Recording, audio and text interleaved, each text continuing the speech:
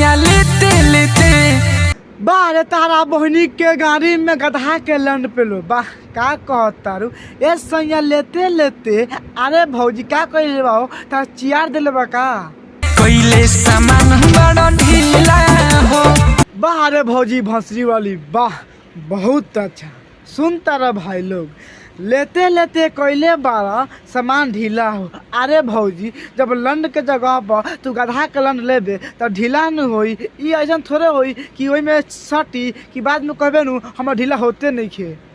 त का हाल बा भाई त आज हम फिर से भोजपुरी गाना के बात करनी है। अब भोजपुरी गाना के बारे में बात करी ले तो भाई लोग आज के वीडियो में नू तो उनके बहुत ही अच्छा गाना सुनने के मिली कि सुनने के बाद में झाड़ पूरे खून निकली। तो भाई लोग वीडियो बना के बस एक ही मकसद बा आप सभी को दिल से हंसाने के लिए, ना किसी को दिल को ठेस पहुँचाने के लिए। तो बिना कोनो लड़ा सुन के नू आज के बकचोदी स्टार्ट करता हूँ। ए सैया ये पिया लेते लेते ए सैया ये पिया लेते लेते आ भौजी के गान पुके खून ये के निकाल देलो ना तहार बहिन चोद। ए सैया लेते लेते। अरे भौजी बहुत अच्छा बात बा कि तहार बताता खूब लेत बा। कितना कनो बताता खाली छू के चाहे मिस के छोड़ देला। कोइले सामान बड़ा ढीला हो। तो घोड़ा के लंड चल जी भौजी तोरा अंदर ना बताबो। जब तो भता लेते लेते तारा सामान के ढीला कर दिले बा तारा अंदर घोड़ा के लंड जाए कि ना जाए ना बतेबू तो हम लेके आम ना। काहे कि हमनी के तो काम चली ना खाई तारा सामान ढीला हो गल बा। हमनी के उतना मोट बा ना कि हम तो ले सकते हैं सर। तो अगर कहबू तो हम मंगा सकता नहीं। एगो हमारे लड़का बा संपर्क में तन सरवा घोड़ा के लंड बा। अगर गलती से पेल दी अटकले रह जाई। वाह रे झाड़ के दीवानी वाह क्या हगी है तूने। क्या बोली कि रही ले रात भर लागल हो। अरे भौजी तारा इतना मन करेला करवा के तो कभी हमनियों को मौका दे के दो। अपना लवर के धोखा दे दो हमनी के मौका दो तब हमनियों जानम सन। अरे झाड़ के दीवानी तेरे कहने का मतलब क्या है कि रात भर लागल रात भर जागल। अरे मैडम तनी खोल के बताओ कि तुम्हारे अंदर क्या कुछ हो रहा है कि तुम्हारे अंदर कुछ दिमाग में चल रहा है। कैसे बोल रही है कि रात भर जागल रात भर लागल। बहन जो खोल के बताना। वाह रे झाड़ के दीवानी वाह क्या बात बोली है तूने। सुनता रहा भाई लोग कि भतार के केरा पर।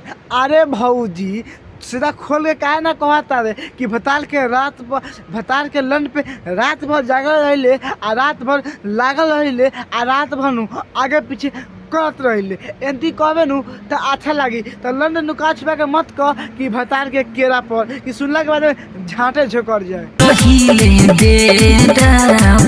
ए भौजी तू डेरा पर रह चाहे हमरा केरा पर रह चाहे कि हमरा झाड़ छील द ओ से हमरा कुछ ले दे के नहीं। लेकिन तू कहत न बारू कि रही ले रात भर केरा पर फिर कहत अब कि रही ले रात भर डेरा पर। ई हमरा समझ में नहीं आवत कि तो पटक के पेली कि पटक के चाटी।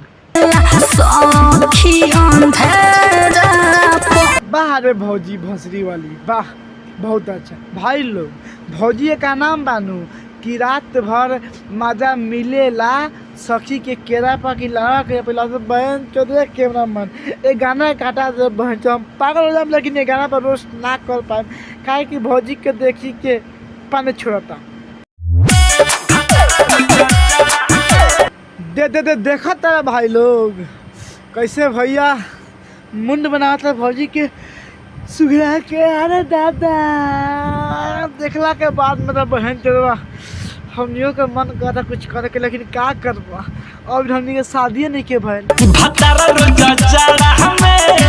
बाहर लंड के दीवानी वाह क्या बोल रही है कि भतार जाड़ा में। अरे मैडम भौजी भौसरी वाली तेरा भतार जाड़ा में क्या कर रहा है। तेरा लुगा साया खोल के पटक के पेल दे रहा है क्या कुछ अलग काम कर रहा है कि तेरा झाट छील दे रहा है जाड़ा में। तेरी खोल के जल्दी बताओ कि मैं तेरे को पटक के पेलूँ काहे कि मेरा झाट उखड़ गया है। बाहर तारा बहनी के गाड़ी में छाटा पेलू वाह। सुन तारा भाई लोग भतार मारेला रुभारा में। अब सुनो भाई लोग भौजी कितना मजा बा कि भौजी के भतार नु रुभारा मारता। अरे भौजी तो कभी हमनियों को मौका देना पटा के पेली सन।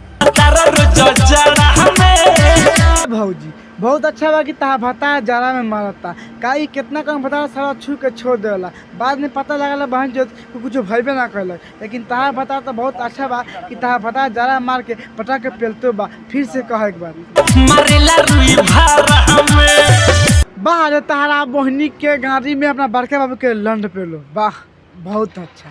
अब देखो भौजी हम तरह से कहल चाहता नहीं कि तहार भत्तार बा अब रुभारा मारे तो झाँट उखाड़ के झाँट पर मारे तो कुछ भी करे उससे हमरा कुछ ले दे नहीं के लेकिन तू कहत मारू कि जाड़ा में अब भत्तार मारे रुभारा में ई तहा बात सुन के हमारा मन खुश हो रहा कि हमनियों के शादी होई नू तो तोरे के बोलाम सन आ पटा के पेलम सन।